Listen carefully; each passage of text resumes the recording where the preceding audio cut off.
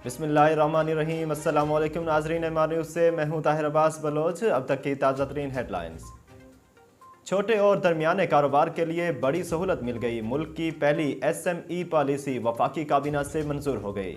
पहले दर्जे में कई शोबों को कोई NOC की ज़रूरत नहीं। अब कारोबार शुरू करने के लिए दफातर के चक्कर नहीं लगाने पड़ेंगे। वज़ीर इत्तलात व नशरियात फवाद चौधरी और वज़ीर सनअत व पैदावार खुसरो बख्तियार की मुश्तरका प्रेस कॉन्फ्रेंस में SME पॉलिसी के हवाले से ब्रीफिंग दी गई। खुसरो बख्तियार का कहना है कि छोटे और दरमियाने दर्जे के कारोबार को बड़े मसाइल का सामना था, जिसकी वजह से कारोबार की लागत में इजाफा हुआ है। SME को 3 दर्जों में तकसीम किया गया है।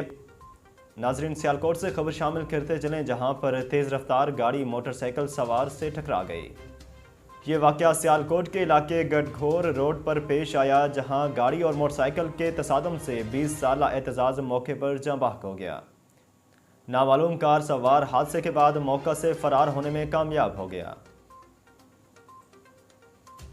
शोरकोट की मोटरवे पर धुंध की सूरत हाल गैर मामूली हो गई है। शहर के मोटरवे पर शदीद धुंध की सूरत हाल को जहन में रखते हुए मोटरवे M4 को बाहू इंटरचेंज से टोबा और गोजरा इंटरचेंज तक हर तरह की ट्रैफिक के लिए बंद कर दिया गया है। मोटरवे को बाहू इंटरचेंज से अब्दुल हकीम और खानेवाल तक भी हर तरह की ट्रैफिक के लिए बंद कर दिया गया है।